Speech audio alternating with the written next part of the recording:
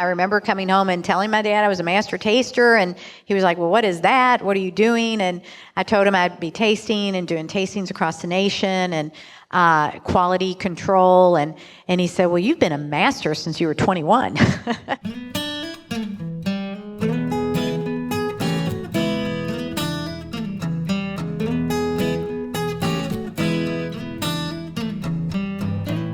This is episode 262 of Bourbon Pursuit, a podcast featuring news, reviews, and interviews with people making the bourbon whiskey industry happen.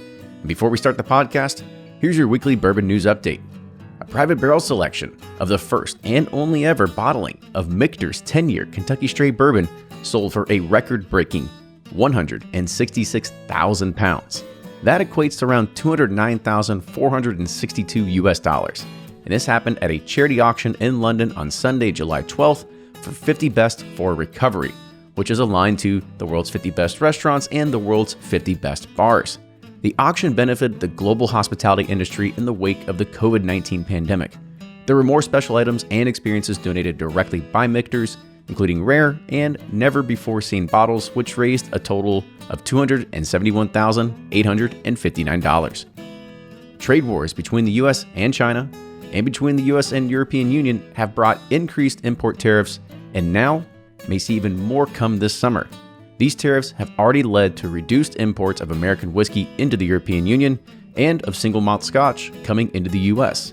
The United States Trade Representative is proposing additional tariffs to the spirits from the European Union, and you can take action by signing a petition from Discus with the link in our show notes. The Fraser Museum in downtown Louisville is featuring a new exhibit on Pappy Van Winkle. The exhibit displays a collection of over 500 pieces of family memorabilia that Julian Pappy Van Winkle Sr.'s grandchildren have donated to the Fraser. On display are several personal items that belong to Pappy, including his walking cane, 2 of his golf clubs, and his cigar table, which the feet are carved to resemble his boots. There are also original photographs, handwritten letters, newspaper columns, distillery tour brochures, holiday recipe booklets, and minutes from the W.L. Weller & Sons first stockholders and board of director meetings, and an original copyright certificate for old W.L. Weller bourbon dated 1914, plus lots of old bottles and decanters. The museum is open Thursday through Saturday, 10 a.m. to 5 p.m., and Sunday from noon to 5 p.m. Maker's Mark has reopened for tours, with new temporary hours going from Wednesday through Sunday, 10 a.m. to 5 p.m. There will only be a limited number of guided tours each day, and all guests must book in advance at makersmark.com. The distillery restaurant Star Hill Provisions will also be reopening on July 22nd. Now in bourbon release news, Garrison Brothers is launching Honeydew. It's a new honey-sweetened bourbon being distributed nationally this summer. This 80-proof honey-infused bourbon will be available for $89.99. And Jim Beam is relaunching a limited edition of Old Tub Bottled in Bond. The Old Tub label dates back over 140 years when David M. Beam created the first brand in the Beam family. The label has been available at the gift shop and select retailers in 375 ml form factor, but is now relaunching in 750 ml. The release will be 4 years old, bottled unfiltered at 100 proof, with a retail price of only $23. Now for today's podcast, Peggy was a guest back on episode 204, and her session from the 2018 Kentucky Bourbon Affair called The Stave is the Rave was back on episode 198. And for anyone that doesn't know Peggy from listening to these past episodes, you will get to hear from the first ever woman master taster. She has forged a path and been a remarkable inspiration for anyone in the bourbon industry, and her crowning achievement was being inducted into the 2019 Bourbon Hall of Fame. This podcast was recorded at the Kentucky Derby Museum's Legend Series, so make sure you're following their social media handle at Derby Museum to catch the next season. Bourbon Pursuit is up for a People's Choice Podcast Award, and we need your help. Go to podcastawards.com and register to vote as a listener. I know, registering sucks, but please vote for us in the People's Choice and the Arts category. It would be really awesome to win this thing. And do you want to get some awesome bourbon, rye, maybe even rum shipped to your door? Well, Barrel Bourbon now has online ordering. You can get their award-winning products right now by going to barrelbourbon.com and clicking the Buy Now button. All right, with that, enjoy today's episode, and here's Fred Minnick with Above the Char. I'm Fred Minnick, and this is Above the Char. When we get to December and January, we're coming up on my 15th anniversary on covering bourbon. That's right, 15 years ago soon, I will have written my very first bourbon article. Now, what's interesting, so much has changed in that time. Now, when I was first starting out, Wild Turkey was kind of like a bit of a dirty name amongst the critics.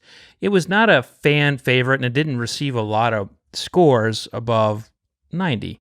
It was kind of thought to be like the biker bar bourbon, the bourbon that people drank if you were going out into the woods. It was considered bottom shelf by many people. My, how things have changed over the course of 15 years.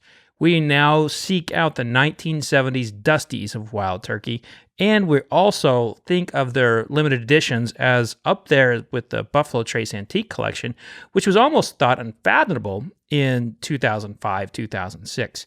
Indeed, Wild Turkey definitely has turned around its image, if not its packaging. Yeah, they change their packaging all the time, and they can't really figure it out. But I think the reason why they have turned it around is because fans have spoken on the interwebs, and a few critics, including myself, along the way, have really, kind of sung the praises of some of their great releases like the 1998 and the Revival. And my goodness, the latest Bottle and Bond, it is so good.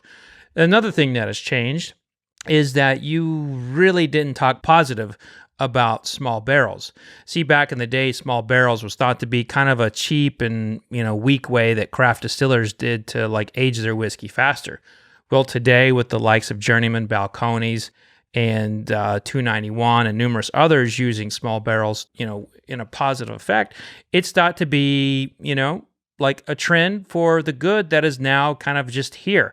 But it wasn't until that the Knob Creek Quarter Oak barrel came out that I realized that the small barrels have now been adopted in a large way by the big distilleries, which is ironic considering that Buffalo Trace released a study in 2012 that small barrels yielded bad whiskey. So that just goes to show you that if you see a trend today that you think looks like poop, just remember in 15 years, it could be the cool thing. And that's this week's Above the Char. Hey, I've been doing this for a long time, and sometimes I forget what you all would like to hear. So if you have an idea for Above the Char, hit me up on Twitter, Instagram, or Facebook. Just search for my name, Fred Minnick. Until next week, cheers. It is with the absolute honor that I introduce to you someone who is near and dear to my heart as a colleague, as a professional, but more as a friend, as someone I consider my sister, and family. She is I like to introduce her this way because it's more important to me that I tell you this than the other things. She's the godmother to my son, Julian. Ladies and gentlemen, please meet Bourbon Hall of Famer, Peggy Noe Stevens. Thank you, Fred. Good evening. And that was so lovely that you introduced me like that. And now I have to ask, why did it take you 8 years to invite me here? If I'm that special to him. Did you hear what he just said? And then I get the bomb dropped on me that they've been doing this for 8 years. And I just got a seat. Listen, I told her I was going to grill her. What did she do? In typical Peggy fashion, she turned the tables on me. Honestly, the reason why it's taken me 8 years is, well, I can't tell you why. I guess it's because the reason why it's taken me 8 years to get you up here is because we have always been on the stage at other things. That is true. That is very true. And as I was looking at the people I could choose for this, I actually did look. I was like, am I doing anything with Peggy in October? Nope. Okay. So that honestly, that's kind of how it went down.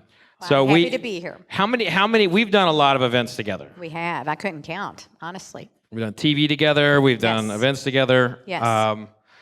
But this one tonight is not about any single subject. It's not about bourbon. It's not about spirits. It's about you.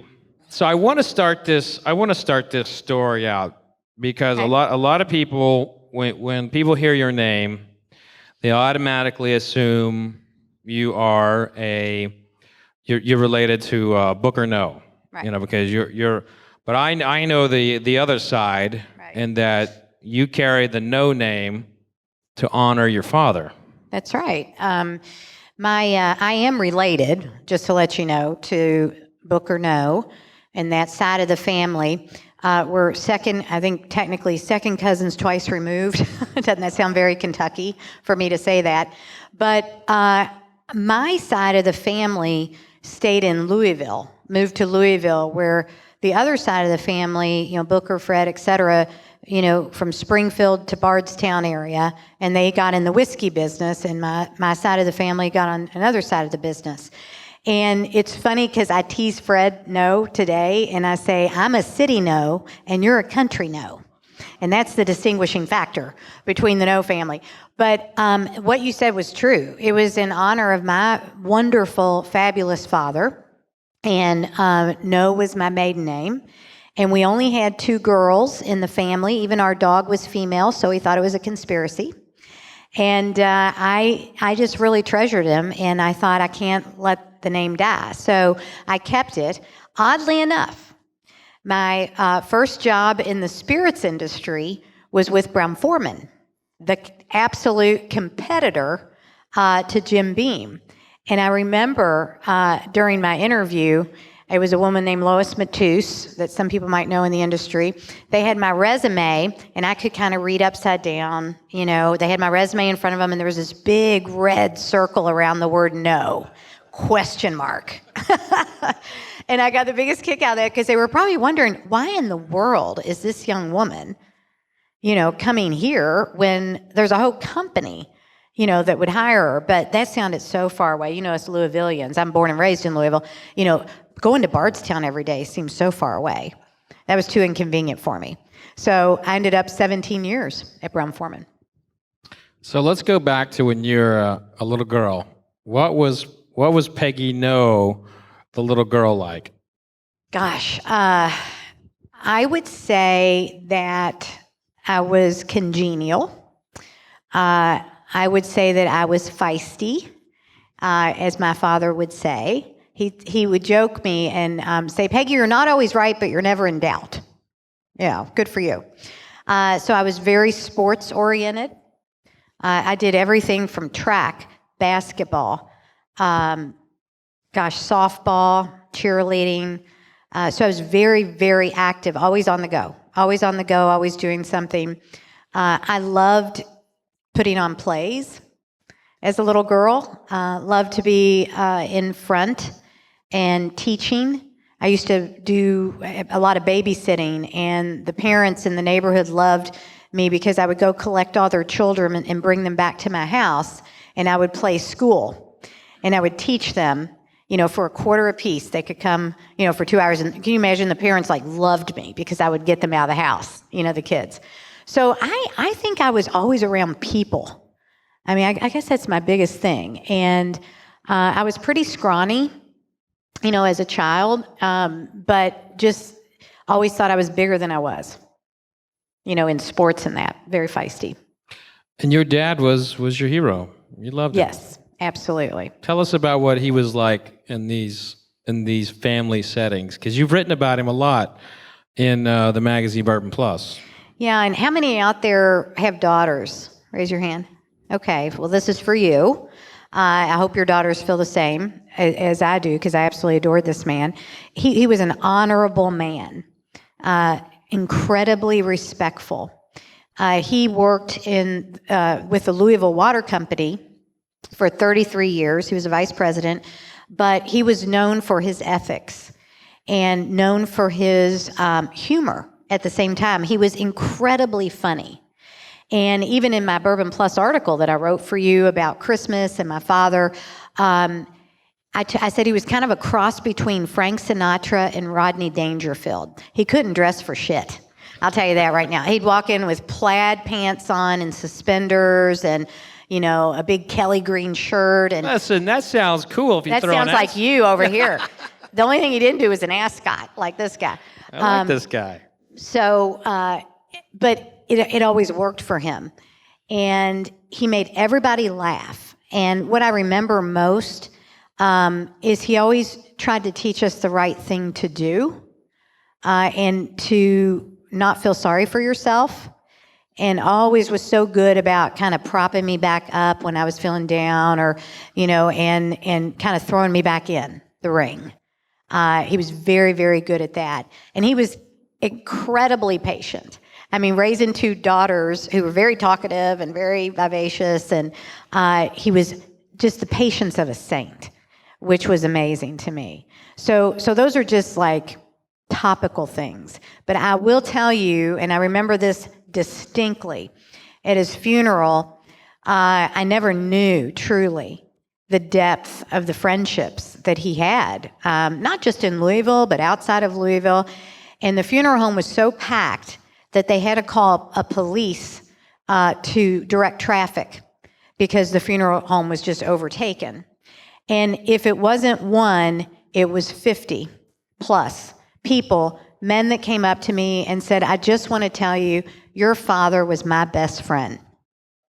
And I thought, how could he have so many best friends? How could he, if you think about it in your life, you probably have a couple best friends, at the most, maybe 5.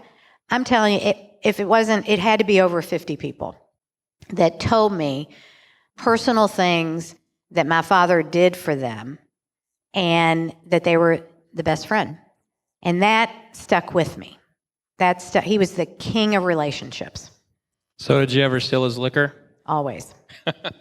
But what I remember, it was harder to do because, of course, being a no, and we loved our whiskey and our highballs. My mother drank highballs. And does anybody remember the Jim Beam decanters? The Lennox decanters. They were beautiful, weren't they? In fact, there's a humongous collection, when I worked on the Beam project, a humongous collection that we put together for that tour. But my dad always had those decanters on the bar, at Christmas time, and they had that damn tape over it, right? And so it was like, how do we get the tape off of the top of that to steal the whiskey? Because, see, you couldn't see through the bottle. If I used a regular bottle of Beam or anything else, he'd see that it was lower. So I had to be real strategic on how to peel that tape off the decanter. This sounds terrible, doesn't it? How to steal it, take that tape off the decanter and steal the whiskey and then put the tape back on so it stick. Elmer's glue is wonderful. So what you're saying is, if you come up with a bottle in your estate, or you find one in your family, there's a chance it's empty or refilled with iced tea? It is empty. Yeah. But we did do the iced tea trick too. If I couldn't get in a decanter and we had to go to a clear bottle, we would try to add the iced tea. Very perceptive. It sounds like you might have done that before, Fred. No, I never did such a thing at all. Okay, I was just checking. No. So you go to UK. Yes. What was University of Kentucky like? First of all, were you the wild sorority girl that I'm just imagining here, or were you good? Well, I think I was kind of in between. First and foremost, again, born and raised in Louisville, and my father was wonderful, my mother was wonderful, but it really didn't matter if I went to college or not. I was, in the 80s, and if I didn't want to, then I didn't have to, and a lot of my relatives never left the city, never went to college or, all went to U of L. My dad was a huge, avid U of L fan, like an avid U of L fan. So he was absolutely brokenhearted when I chose to go to UK, but I just wanted to try something new. And I thought, in all sincerity, that was living large, just traveling to Lexington and being on my own. And I met girls from all over the state, and here is truly, and I'm not proud of this, but I admit it, I was so naive. I didn't know how many counties were in Kentucky. I met girls from Dry Ridge. I met girls from, Cynthiana. I'm like, where the heck is Cynthiana? I had no idea. That's how myopic I was. So to go to UK was like this big, bright, beautiful world, and I just thought I was just it, and just hit the jackpot. And all the boys that were there, because I went to an all-girls Catholic school, and so I remember, I see a few thumbs up from a couple others who went to all-girls Catholic school. I remember sitting in class in college and just like looking at all the boys around me going, man, I am going to have to wear makeup every day, and dress well. And so it was just fun. It was so much fun. And I was in a sorority, Alpha Omicron Pi. They had to drag me into it. I refused to be in a sorority.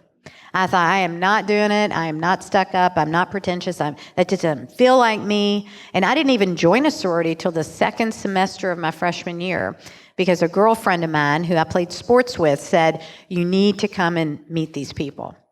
Well, little did I know I'd end up being the president of the sorority, and we built a new house on the property. And so I still have a posse of girlfriends from college that are still to this day some of my closest friends. Is that where the Peggy we know today, the structured Peggy, the getting shit done Peggy, is that where she was born? Absolutely. There is no doubt about it. I think that UK truly taught me leadership skills. And it was through the sorority that when I was put in a position that I had to manage a meeting and I had to build the agenda for the meetings, and I traveled to Washington, D.C. on a national level for AOPI because they had a national convention, so that was a big deal. It was a big deal for me to travel out of Kentucky. It was scary, it was exciting, it was all of those things. And so I also joined or was nominated, I was president of the Greek Activities Steering Committee, which was made up of all the sororities and all the fraternities on UK's campus. And so I ended up being president of that. So it gave me this taste of kind of leadership and organization. And so absolutely, that's what it taught me. Interesting. Yeah. Now, what were you drinking back then? Oh, fancy stuff. Like Big Red in early times. Does anybody know what Big Red is? Yeah? Okay.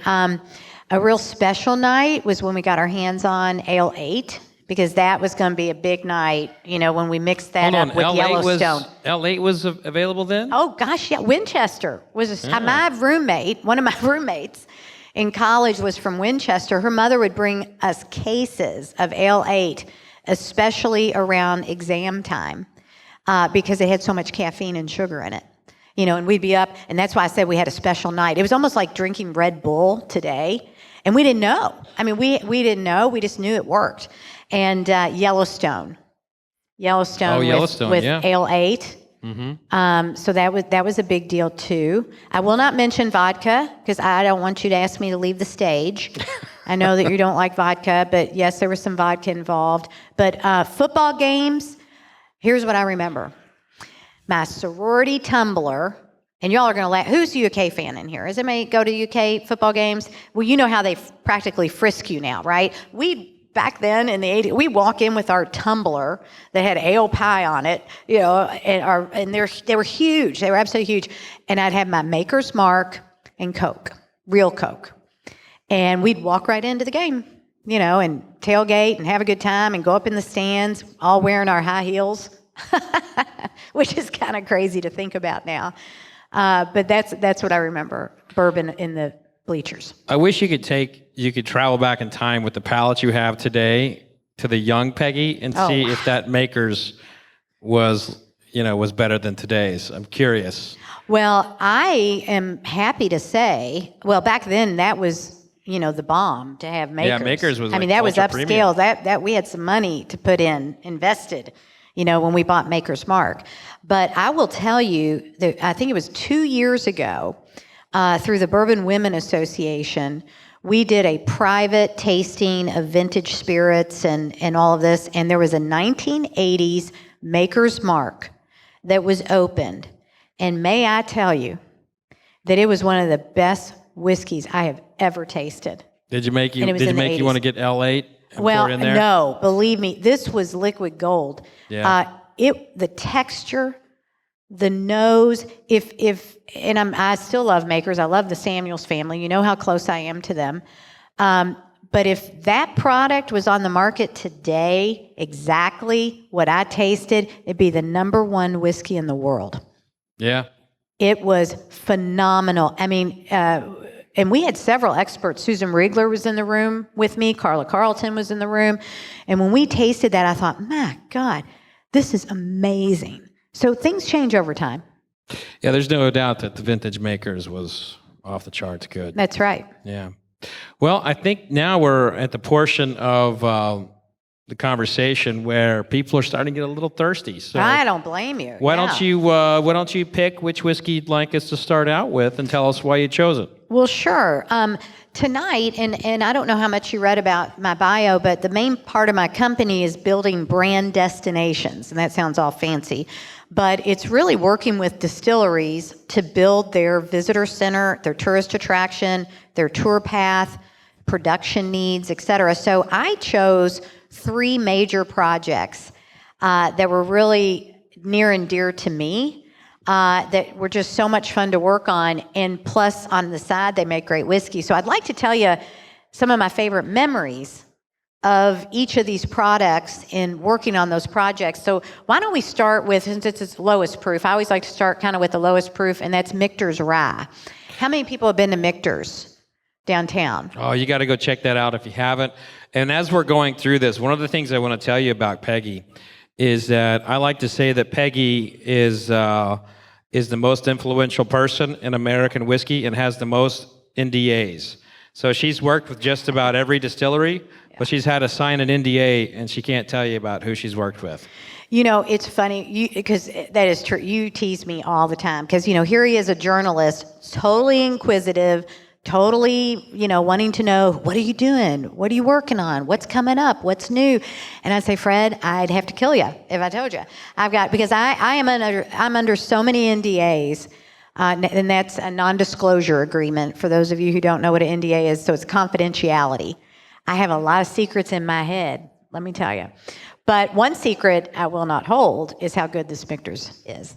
And one of my favorite stories about Michter's was working with Joe Magliocco out of New York. He was the owner.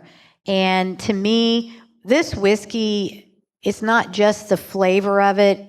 To me, when I drink this, it is my relationship with this product and with the people who make this product, because he was beyond gracious, always a gentleman, unbelievable to work with, thankful as heck for everything that we did. We developed their tasting program, we developed their tour path, but he was in a position owning this company that he didn't have to be. He could have dictated this and dictated that. He could have been elusive. He could have been dismissive, but he wasn't. And I'll never forget, it was when you did the announcement at Bourbon and Beyond, and he stood up and said some words about Michter's, because they were just opening, the grand opening. It was at the Fraser. And he had a thank you list that was a mile long. I mean, no executive does that. They might thank a few people or a collective group. He made sure he knocked every single person on that list. And I was impressed by that. So Pam Heilman, who was the master distiller at the time, my favorite memory is sitting across the table from her and tasting this and all their products. And we dissected all of the flavors so we could come up with a culinary program. Now, do you know how special that was? To sit across from the master distiller and her listen to me and what I tasted and what I got. And she'd go, oh my God, you're right. Cake batter, I get that. Or granola, and it was just really cool. So without further ado, please take a nose. With Michter's, boy, I get that cocoa, leather. Do you get leather immediately? I absolutely adore the spice in this. It's not a pepper. It's more like cardamom or baking spices, and even though this is a rye, and rye is the predominant grain, it doesn't overdo. And that's how you know you have a good rye, when it can kind of tickle your palate with the spice, but not take over. So take a little sip and tell me what you think. Now, Michter's, again, this is like 84 proof. This is 5 years old? Yeah. This, to me, I mean, how smooth was that on your tongue as a texture? It absolutely wraps your tongue like a silk ribbon. You know, it doesn't overpower. It's a long, sweet, dry finish. So to get that sweetness on the flip side of that spice, you know, it's like almost too much of a good thing. So I hope you enjoy that. What do you think about it, Fred? I've always liked this rye. Now I'm getting smoke. Yeah. You getting smoke in the back of the palate? It's quite tasty. I really liked it in the Manhattan, too. Absolutely. And yeah, that's what was in your Manhattan, and I think the old fashioned. And for a conversation piece, like, this is a very low proof point for me. Like, it is. I don't like below 90 proof very often, but this is an example of a whiskey that has been cut to the perfect proof point for its flavor, for its taste profile. So, like, I have a feeling if this was 90, it would taste too hot. Well, I think you're right. I think you're absolutely right. And Andrea Wilson, who also works at Michter's, now get this for a title. The Master of Maturation is her title. You know, makes me jealous just being a master taster, right? That doesn't sound like any fun. And she is an expert like nobody's business on barrel and the flavors of a barrel and how long it should be in the barrel and what to cut it. And even their barrel entry is lower than most distilleries right off the still. Yeah, it's 103 proof. 103 proof. Most distilleries will enter at 110 or higher, and they purposely do 103, which is very different than a lot of distillers. So that makes a difference too. But did you not get that smoke at the end? And as I'm speaking, the finish, I still taste it. I'm still tasting, because that is the sign of complexity. Well, let's stay on the path of Peggy. Oh, okay. So after college, did you jump right into the hotel business? What was your first job out of college? Out of college was, it's so funny. I went from Nirvana at UK, having the time of my life, and I was so confident. I was ready to take on the world, and I was just thought, I'm going to get out of college. And believe me, I don't think I'm like any other college student today. I thought I'd make $1 million right out of school. Day one, first job, I'm going to get a company car. I'm going to get, $80,000 a year or whatever. It's a farce, right? And if you have kids who are, right out of college, they all have this thing that they think they're going to land the big one. So it was frankly very depressing. And I thought I would get into PR. That was my degree, technically, was communications and PR. So I thought, well, I'll go work for a PR agency.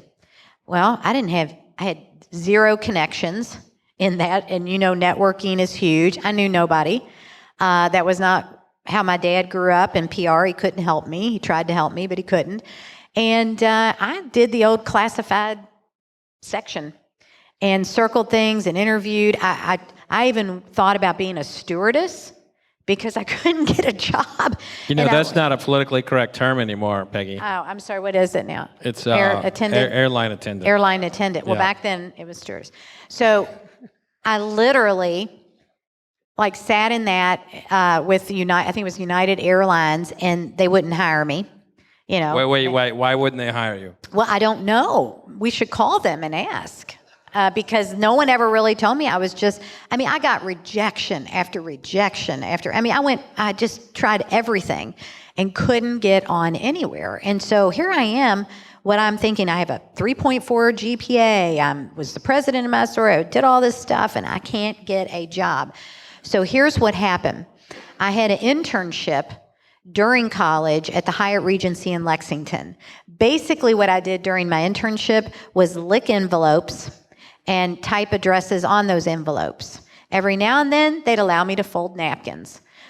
So that was the extent of my internship. But I thought, you know what? I have no other choice. So I went to the Hyatt in Louisville, and I asked for an interview because I had the internship on my resume. So they interviewed me, the catering director, and he hired me. So my first job, back to your question, was the catering manager at the Hyatt Regency Louisville. It was my absolute positive boot camp. I've never worked so hard physically and mentally in my entire life, but that training, little did I know, set the stage for everything I've done. It gave me the tools and technique and stamina, because we'd work 70, 80 hours a week. We'd work weekends. We'd be there at 5 a.m. We'd leave at midnight. It was backbreaking work. But everything I did really propelled me for the next job. And is that why you get so angry with hotels now? Yes. The hotel managers and everything when Yes. they don't service you right? Yes. I admit I am a hotel snob. And maybe you all are when you go to a restaurant. Who's picky when they go to a restaurant? Are you picky when you like service and all that, and you want good service and you want good food and you want it hot? And when I go to a hotel, I'm like that. I walk in the room and I immediately, what's the temperature? What kind of towels are there? Where's the minibar? What do they have in the minibar? I'm always looking at the service and check-in time. And there's something too, because it's hard to sum up my career, because some people say, what did you do for a living? I say, gosh, I've always been in the whiskey business, or I've always been in hospitality. So when both get in your system and you never shake it, I just cannot discontinue all the things that I've learned, in growing up on standards of quality. I just can't shake it. And I learned that through the hotel business, what is quality, and I've learned that through the whiskey business, what is quality. So yes, I am a hotel snob. How long did you stay in the hotel business? A very short, maybe 2.5 years. I worked in Louisville for about a year and a half, and then I got married. I met my husband at UK, and we were doing the long distance thing. He was living in Chicago at the time, and what we decided was we were going to do this long distance thing. In fact, my son's here tonight, Utah, and we were just talking about this. And there was a Hyatt in Chicago. In fact, there were 9 of them. And the director of sales in Louisville was transferred to Chicago in Oak Brook. If you're familiar with Chicago, it's the Hyatt in Oak Brook. And he said, if you want to come to Chicago, you've got a job. And instead of catering and convention sales, I'm going to put you in sales. Sales in general. And I thought, oh my God, sales is so easy compared, to catering. And gosh, the love of my life is in Chicago, and maybe we'll get married now. Next thing you know, I'm engaged. I moved to Chicago. I start working at the Chicago Hyatt, and I had the time of my life. In fact, a little fun tidbit about that particular hotel, just to place it in time. There was a comedy club that the Hyatt Regency was starting at all of their Hyatts. It was called Catch a Rising Star. And do you know who the opening act was? Jerry Seinfeld. No one knew who he was. And do you know a name, Rita Rudner? Yeah. As a female comedian? They were the opening act. And I never knew how special that was until Seinfeld came out and all of this. So was he funny? He was hysterical. And we had so many come after that. So we just had the time of our life. And my director of sales loved me. And I did a really good job for him. So he would give us free suites downtown at the Hyatt on Wacker, and all my friends would come in. We'd go party down there, and it was a fun time. Now, when did you get to Brown-Forman? I got to Brown-Forman when I came back to Louisville. And we came back from Chicago. I started working at the Hyatt again. And it wasn't too long after that I received a phone call. And believe it or not, it was from a sales rep at the Brown Hotel who had just been headhunted to go work at Brown-Forman, and she decided she didn't want to do it. So she wanted to let me know that she gave them my name. And I said, well, you gave them my name? And she goes, yeah, they want to start a travel department, an event planning department, and I thought you'd be perfect. And what's so great, I will say, and I still say today, that all of our competitors in the hotel business and the whiskey business, we all kind of get along and help each other, and that's what makes I think, our industry very special. So here she gave my name. I went and met with Brown-Forman. That's when my resume was read upside down. And they said, you're perfect for the job. And so I thought, oh my gosh, they're a pretty big company. So I was in charge of 100 events a year around the world. And I was in charge of the travel department and negotiating all of the contracts for airlines. And it was a really pretty big job for me at that age. I was still in my 20s. But I traveled all over. Great exposure to executives because I always had to work with the executives for the national meetings and all of that. And I'm in my 20s. And that was pretty special. So that was my first job at Brown-Forman. What was the coolest party you threw back then? The coolest party? Yeah. I mean, you don't have to tell us about the ones with drugs, but... I'll try not to. I'll try to keep that quiet. I would say it was a 2-week event in Bordeaux, France, and it was called Vinexpo. Has anybody ever heard of Vinexpo? Yeah, I've been there. It's great. Okay, it's one of the largest wine exhibitions in the world. And we had a wine division at the time at Brown-Forman, and what we did was literally do a VIP, almost like if you're familiar with the Kentucky Derby, how they used to do Marquee Village, or kind of a very special VIP area. And I took French in college, so I was so impressed with myself and in high school that I could speak a little bit of French. And we were doing 5-course dinners, entertaining clients from all over. I had to pair all the wines to the food, and very, very detailed. And in the planning of that, and I was 1 week out from going to France, and the person who was coordinating it, the chef that I hired to actually cook all the meals and everything, he said, "Où se trouve?" And I thought, "Où se trouve?" I'm looking it up, and where's the kitchen? What's he mean by where's the kitchen? I had to build my own kitchen. I was supposed to have a sink and burners and the whole 9 yards in this Marquee Village, and because of my bad translation of French, I had no idea.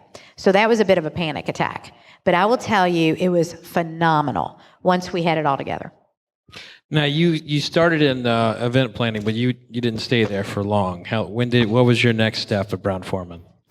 Gosh, the next step was I was there for 5 years, and I was offered a position on a new distillery that Mr. Brown, who I have the utmost respect for the Brown family, offered me, how do I say this, a little brand called Woodford Reserve. And they wanted to start a new bourbon that was going to be a premium product. They had purchased a dilapidated distillery in the heart of Versailles. And in 1994, I went to visit it and interview with the general manager at the time, and they wanted me to be the director of guest services. So I would be in charge of, writing the tour program, getting the retail store together, hiring all the tour guides, anything and everything to do food and beverage wise, anything and everything to do with customer service. I was the girl. And what a perfect job for me, coming from the hotel business, being service oriented, having done events. And I had the best team ever. If anybody has heard the name Dave Shurek, yes, and he was the plant manager at the time. Kevin Curtis, if you've heard that name, he was the assistant plant manager at the time. We worked with Bill Creason, a whole host of people. Lincoln Henderson was the master distiller. I saw a picture of Lincoln and I. I don't know if you caught that, of Lincoln and I. And Lincoln Henderson was the master distiller at the time.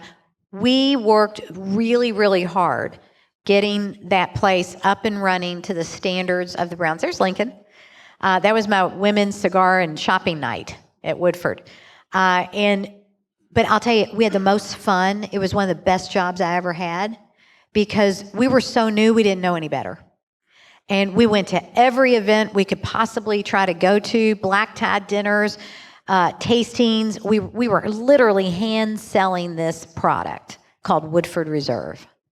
And we just knew that it was going to be successful, because of the packaging and the feedback and the taste. And Lincoln it was there at Woodford that I was identified to have a good palate, and that's when the general manager approached me and said, we want to formally train you to be a master taster. And I had a fabulous relationship with Lincoln, and the rest is history.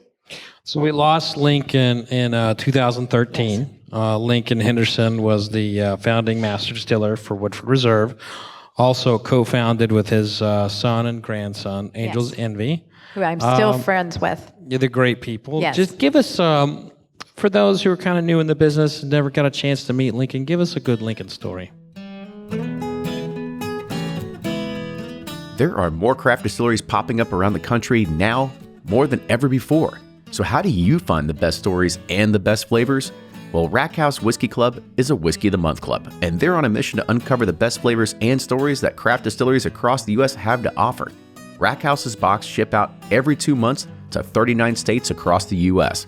In Rack House's April box, they're featuring a distillery that mixes Seattle craft, Texas heritage, and Scottish know-how. Rack House Whiskey Club is shipping out 2 whiskeys from 2 Bar Spirits located near downtown Seattle, including their straight bourbon. Go to rackhousewhiskeyclub.com to check it out and try some for yourself. Use code PURSUIT for $25 off your first box. For those who are kind of new in the business and never got a chance to meet Lincoln, give us a good Lincoln story. Well, Lincoln was a gentleman, and he would come to Woodford, and I'll tell you, Woodford was kind of his baby, in my opinion, and that's whose name was on the bottle, Lincoln Henderson, and rightly so, that it was his baby. And so I feel like coming from the corporate office, Lincoln would just kind of come and hang out sometimes just to be around us because we always had fun and a good time. He was so easy to be around and very soft-spoken. Something that people don't realize, I feel he was responsible for the success of Brown-Forman brands in Japan. He had the most wonderful relationship with the Japanese. And it was because he was so courteous and formal and respectful. And I really think that was it. But a funny story during my training with him, and I know we don't have these today, but there are little circular glass discs that sometimes sit on top of a Glencairn glass or a whiskey glass. And the first time that I went to my first training class with him, we sat in the lab at Brown-Forman. And what was important to him is that I looked like a pro. And so he taught me how to hold the glass with the disc on it and slide it to hold it against the glass, take a sip, slide it back on. Slide it. That's where we started. That thing flew across the room.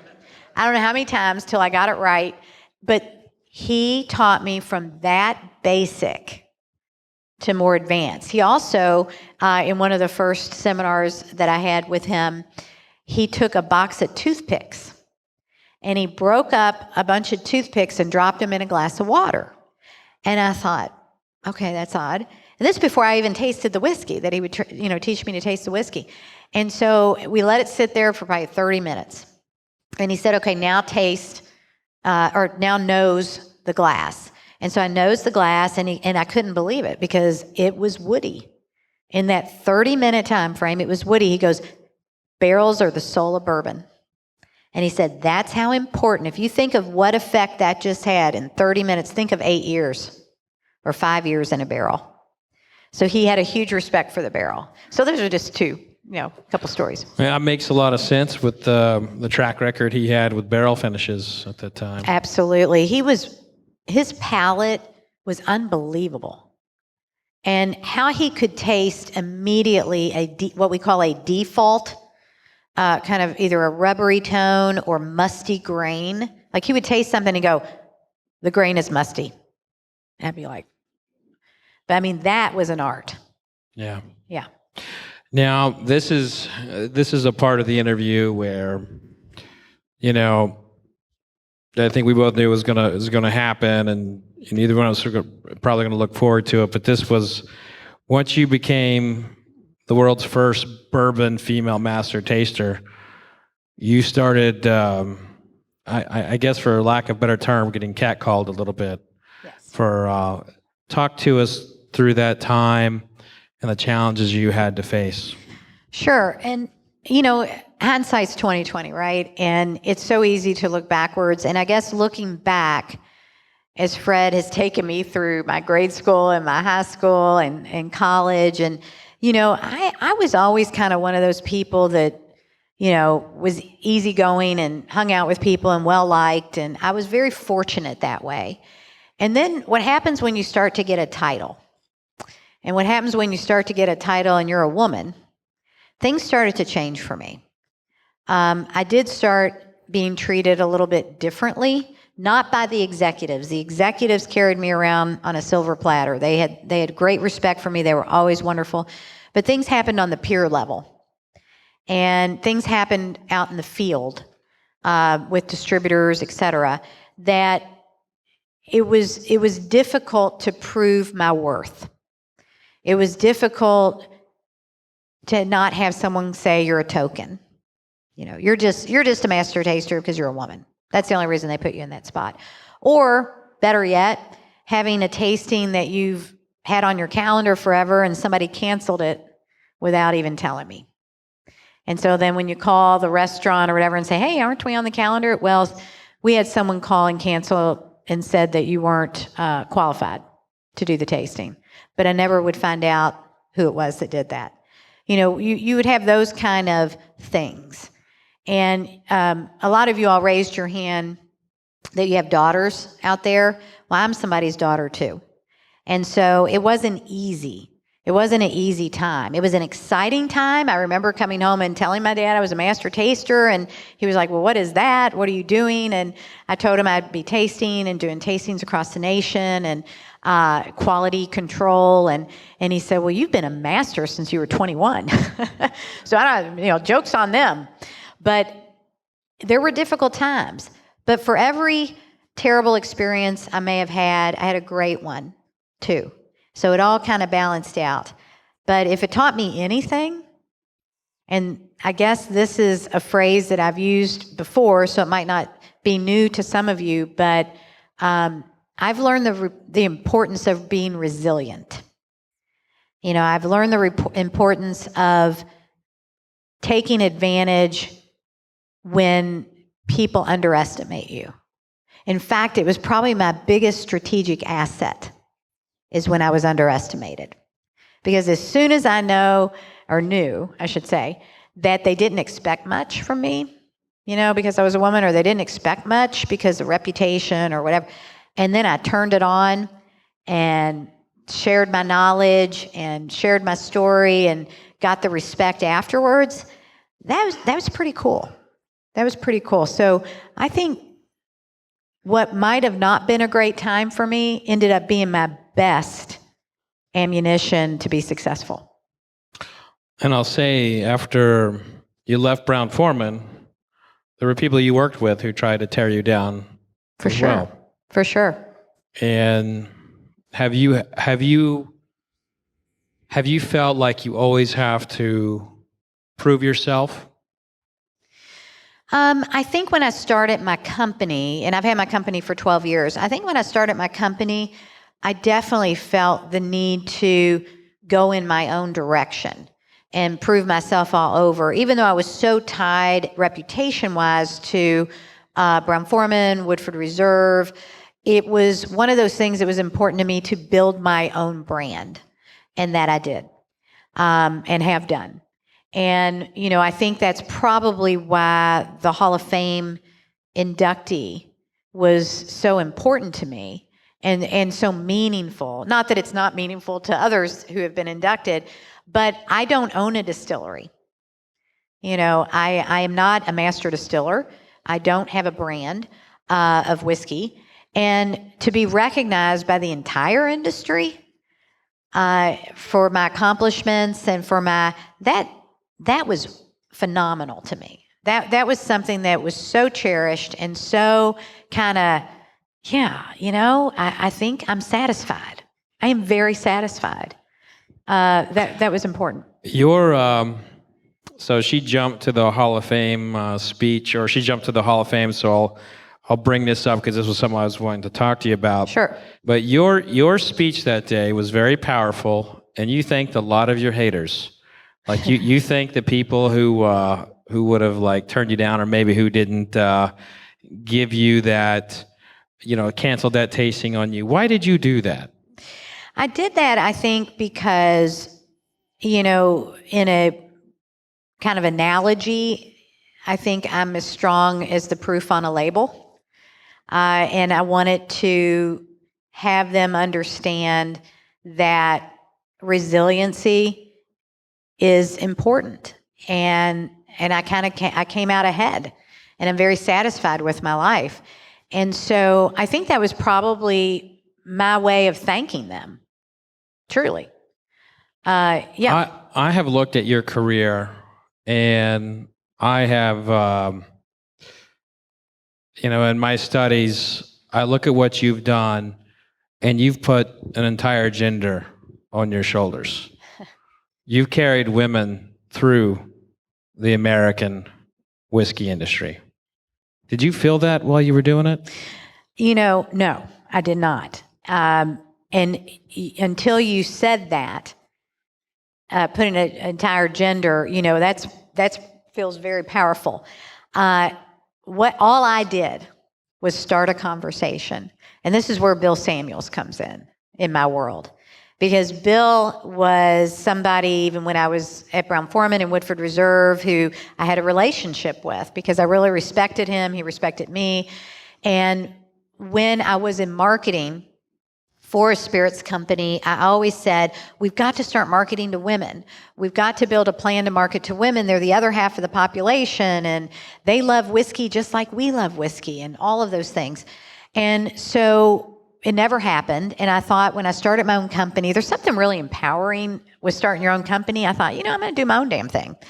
I think I will do a focus group across Kentucky, and I think I will pull a bunch of women here and say, would you be interested in an organization that focuses on bourbon education and lifestyle events and all of these things? Well, it was unanimous. I mean, the women were so enthusiastic. So I wrote this big strategy. It was probably this thick, called Bill up. And I said, Bill, can I come see you? I got something to show you. And Bill would accept me because of the Kentucky Bourbon Trail strategy, that I worked on with him. And by the way, she is the one who kind of came up with the idea for the Kentucky Bourbon Trail.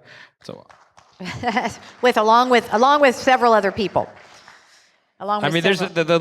Seriously, I need like 5 nights to get through all the things that she has done, building like Jack Daniel's Visitor Center, Woodford Reserves. We should actually get into one of the ones that she worked on in Peerless. Yeah. Before we get into the founding of Bourbon Women, which I've got a funny story for you on that one. All right. So you want to do Peerless let's do a and little then talk Peerless Bill? action. Okay, Peerless. All right. So my great story with Peerless is, anybody met Corky Taylor? Okay, one of my all-time favorite clients. We worked on the Peerless project, and the first time I met Corky, I walked into, again, a warehouse that was literally falling apart.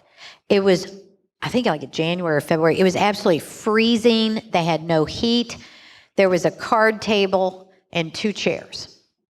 And I went and met his wife and sat down with him, and my counterpart was with me, and we sat there, and I was just freezing. And I was looking around going, oh my God, we've got so much work to do. Looking around, and he was as gracious and funny. The man has had 9 lives. I mean, when you really get to peel his personality back, he's done everything, of film production to financials to, just amazing man. And that is one of my favorite stories, was that one time, because he was really vetting me, to see if our personalities would match or anything like that. And I was like, I've got to work on this project for him, because I just loved him so much. And then I had the privilege, and that's what leads to the whiskey, of him, after it was built and open and everybody's happy, he called me, and this rye was 1 year old. And he said, Peggy, will you come down to the distillery, and will you taste this? It's only 1 year old, but I want to know your opinion. I want to know what you think. And I will never forget that I thought, oh, because, I do a lot of craft distilleries and I do whiskey reviews. And sometimes when people put a whiskey in front of you, you're just like, oh God, please don't let me embarrass them. Because if you don't like it, if it nose is terrible or is, has a default or whatever, and you have to tell them, that's like telling somebody their baby's ugly. Yeah. I mean, it really is. And so you really have to be mindful of that. So I was like, oh, please, I just love this man. I just don't want to tell him bad news. And I knows that at 1 year, I said, my God, Corky, I got nuts. Do you all get just chopped, roasted nuts? This has such complexity, huge caramel. The caramel practically punches you in the face. And I said, this is going to be a winner. And he goes, now don't you tell me that. He goes, don't you tell me that just because you like me and you worked on this project. I said, Corky, I would not. In fact, I wouldn't say a thing. I would just say, nice. Oh, it's interesting. I went on and on. Yeah, exactly. Yeah, that's the real word, isn't it? Yeah, that's interesting. That's the word if we don't really like it. Yeah. When a whiskey expert says interesting, that's when you know it's not very good. But I get some honey in the back. I get sorghum, huge oak notes. It's such a unique black pepper. Such a unique rye. Do you all get that? Some black pepper. Now go ahead and taste it. This is 106 proof. I've been tasting, by the way. I know you have. You've been cheating. Yeah. For 106 proof, velvet.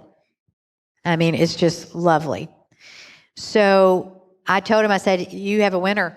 And little did I know, 1 year later when they brought this out, you voted it best craft. Yeah. Tell them the title. Yeah, it was my best craft whiskey for that year. And it came in number 4 for my overall tasting. And it couldn't happen to a better family. Yeah. They deserve everything. Caleb Kilburn is a genius, their master distiller. I'm so impressed with him in his knowledge at such a young age. And he's just wonderful to work with. In fact, you all have a magazine there. That's the Bourbon Plus. Oh, is he in the one? Is he in that one? Yeah. There's a feature of Caleb in there. Yeah. You open it up and you're like, is this kid 12 or? No. It was just amazing. And he was just a cute story. He sat by me while I was tasting this. And I think they also brought Jim Rutledge in maybe at some point and tasted it. But he was like wide-eyed and nervous about what I was going to say and everything. And when I told him, I mean, it was like such a relief, I think, to hear that positive feedback. And it was wonderful. And I was fortunate that they brought me back to taste their bourbon later, at an early stage. Well, I mean, I can't say enough good things about Peerless. The only area they ever get any kind of ridicule is their pricing on their bottle. They're like at $65 to $99 a bottle, and people don't tend to like to pay that on a new product. I guess so, but we sure do buy Pappy and products like that. And I will tell you, this is a great whiskey. It is. Peerless is. This is Peerless a great, is great whiskey. Peerless Truly is great. They're worth going every places. penny. So let's go into the creation of Bourbon Women. Oh, okay. So back to Bill Samuels then. Yeah. So I bring this big strategy deck in, and I was kind of nervous because I didn't, Bill, if you haven't met him, he'll tell you straight. I mean, there is no slicing and dicing the information. I mean, it's right between the eyes. So I'm telling him my ideas, et cetera, and he stopped, after I finished. I said, what do you think? And he looked at me and he goes, Peggy, this is exactly what we need. He goes, and he put it the best. He put it the best way, and I have held on to this statement throughout, how many years have we been? 8 years now? He said, we need to start a conversation with women. We need to start a conversation. And I thought, wow, that is genius, really. He's not saying we need to sell women, or we need to sell whiskey to women, or we need to be condescending and make commercials for women. He's saying we need to have a conversation because we weren't talking to him. And that stuck with me. And from there, They just showed the barrelhead, the from creation the KDA? of it. Yeah. Said 2011, so that means the conversation happened in 2010. Yeah. It's been 10 years. Oh, it's been 10 years, my God. Wow. And now we're in 10 cities across the nation, Bourbon Women. We have thousands of women. And the inaugural event was at the governor's mansion, and with Eric Gregory, who's in that photo.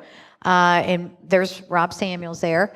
And so we have really received support. My first year in doing it, when I would go to the different distilleries and say, hey, we've got this new group, and would you help us sponsor things? And, I got a little bit of, good for you. But then the other side was, isn't this cute? A women's group, a women's drinking club is what they called it. Oh, so it's a women's drinking club. I'm like, no, it is not a women's drinking club. This is going to be a movement. Because like I said, it's the other half of the population. And so fast forward to today, we get so much support from the industry. We get letters from consumers because it's largely a consumer group, but a lot of industry people come to it. We've done over 250 events across the nation. We have an annual conference of 300 plus women who come right here to Louisville, Kentucky in August. Men are invited too. And I'll tell you why we're getting more and more men coming to this conference, because we do great events. We do excursions, workshops. We have speakers, panels, culinary events. Pajama night. We do all kinds of things. Now, are men invited to pajama night? It depends on what kind of pajamas they wear. So let's go into those early conversations Sure. of like when you were telling people about Bourbon Women. I recall one with a particular writer that kind of sparked some interest later on. Which one? Well, when we met. Oh, you. Yeah, Oh. go ahead and tell them that story. Well, can I tell it? Go ahead. Okay. I'll let you tell the story. So really and truly how Fred and I first met is when we talked about the inaugural event at the governor's mansion. And Fred, being part of the press, was invited to the event. The First Lady spoke at the event. And we all got up, the First Lady, myself, Eric Gregory, who's the president of the Kentucky Distillers Association, talking about how women truly have been part of this industry for over 200 years. We just never got credit for it. We worked in the fields, we worked in the bottling house, we worked in the office, but they were just kind of backburnered because it was all the men that kind of technically made the whiskey. So that was the star of the show. So Fred, being Fred, was in the audience, and he didn't believe me. In fact, I think your words were, "You're full of shit." It's what you told me. That's true. So Fred went from there to starting to fact check me to make sure that I was like telling the truth and my research was correct and all of this. And I didn't know him very well. I really didn't. And it comes to I think the moral of the story here is you ended up being inspired by what you found. And what'd you write? I wrote a book called Whiskey Women, the untold story of how women save bourbon, scotch, and Irish whiskey. And that really launched, I think, the series of all your books. And I never to this day have gotten a commission from this man, not even a free dinner. And I just want to point that out tonight. It took me 8 years to get on this stage. Well, your family now, so... But this is how relationships in our industry go. They develop and they grow, and our friendship has certainly done that. I remember that time, and yes, I was, this was when I was, at this time, I was in a position as a whiskey writer, uncovering people's shenanigans. Yeah. And my God, there is so much bullshit in whiskey. Yes. If you're just now joining us, there's more bullshit per square inch on a bottle of whiskey than in political ads. It's gotten better. It's definitely gotten better. But so unfortunately, like when this actually, no, it's a good time for me to learn this, because what I did was I heard her speak about this, and I fact checked everything. And I looked and I found more, and I found more women and more women and more women. And I was like, why hasn't anyone ever written about this? And I was so nervous about writing this book because I knew I would get called out if I, kind of like storied on about somebody or something like that. So that's why everything is footnoted. Like I will have like I have like a couple You were hundred incredibly footnotes. detailed on that book. And so all anyone's ever said is it's boring. So I'll take that. Well, I'm telling you what it did for us. It catapulted the awareness of women in the industry. And we took Fred's platform and just kept building upon that, truly. And it's been amazing. It has been amazing. From the creation of Bourbon Women, at that time there were no female master distillers. Correct. Now we have several in Kentucky and throughout the country. Women are in more executive positions than ever in American whiskey. Absolutely. And now you have distilleries seeking women for particular positions. I cannot tell you how many phone calls I receive from different distilleries that want me to give names of women because they want more women in their company or on their team in a production level.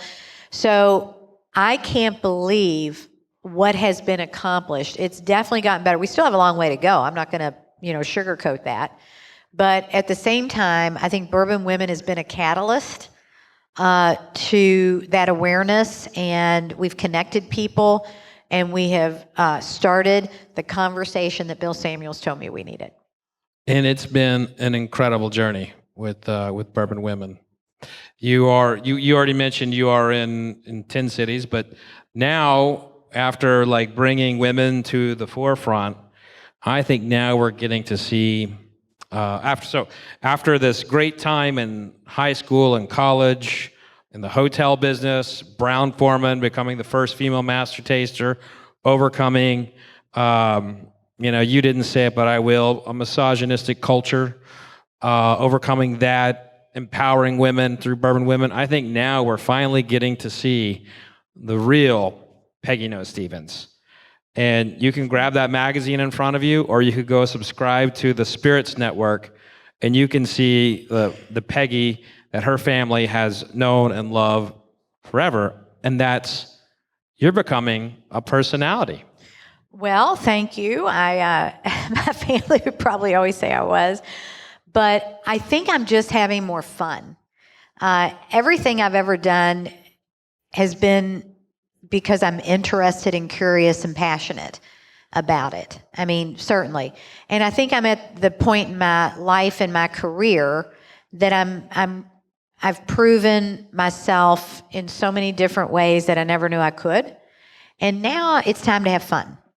And not that I haven't had some fun in the past, but doing things and putting myself out there like I never had before. Like the Spirits Network, doing a series of videos. If you're not familiar, you can Google the Spirits Network. It is any subscribers in the house?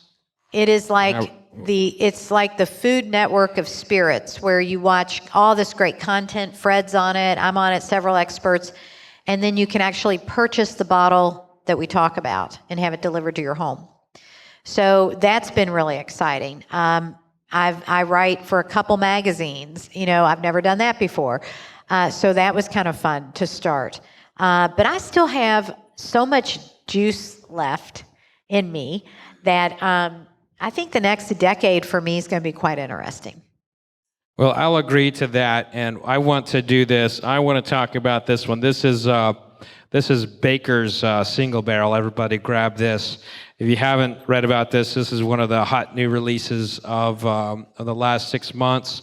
And I want everyone here, I want to open it up to questions here in a moment, but I want everyone to raise their glass to a woman who has opened many doors to many, not just women, but people of all race, color, and orientation. This is a woman who has been a disruptor in the industry in a way that you could never even possibly imagine. And she's among the best friends I've ever had in my life. This, ladies and gentlemen, is the queen of American whiskey, Peggy Noe Stevens. Thank you, Fred. Thank you all. You all have been absolutely fabulous. And as you can see, I've had quite a journey. But it's been a wonderful journey. And I just feel honored and proud to have been part of this industry for so many years. And can you believe, when I started in the industry, I remember at the Kentucky Bourbon Festival, we could have 2 round tables and put every bourbon in the entire world that was produced on 2 round tables. That's all. That's all it was. Wow. Now, consider that and where we are today. There's a lot of brands out there. Yeah, it's been fun to watch. It's been fun to watch. And you've worked on how many? Just give us a number of how many distilleries you've worked on. Well, brand destination distilleries, 30. And that's not including what I did when I worked at Brown-Forman. Okay. So if I include that, then it's more than that. But I do a lot of tasting profiles for people in craft distilleries. Sometimes they'll just hire me to do that. But speaking of profile, do you mind if I nose this? Please do. Quick? I already sipped on it. See, I get brown sugar for days on this single barrel. And I wanted to taste this, and I like to tell you my story of why I picked this. I had the good fortune of working on the Jim Beam American Stillhouse. How many have worked on that or have seen that or toured that? Okay, American Stillhouse. Then we did the Urban Stillhouse that's downtown. And I also did their Global Innovation Center. So we did all the experiential elements of the Global Innovation Center. But the reason I chose Baker's is because in all that time that I have been working with Beam folks, and who are great to work with, by the way, I always thought Baker's was the unsung hero, right? And this goes back years. I remember working on that project. And so I'm going back like 8 years, probably 10 years that it's been open.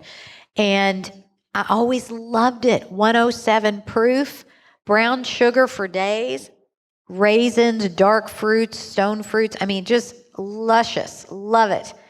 And I just felt like it never got any credit.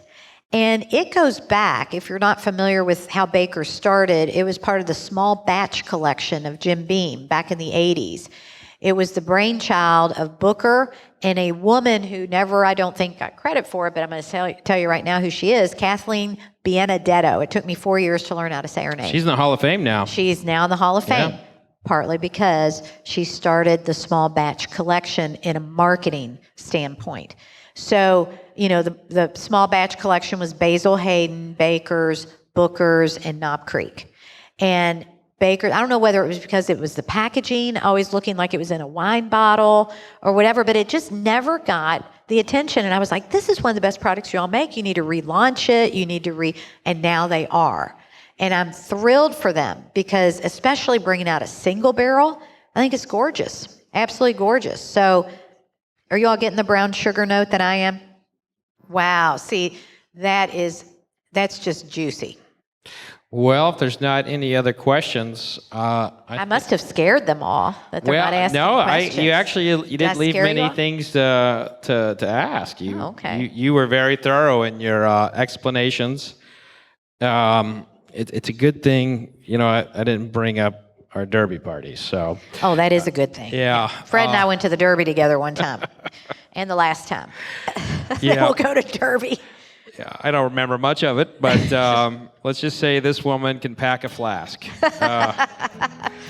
Again, Peggy, you are an inspiration and a mentor, and I am so excited to see what this next decade holds. Ladies and gentlemen, Peggy Noe Stevens, Bourbon Hall of Famer.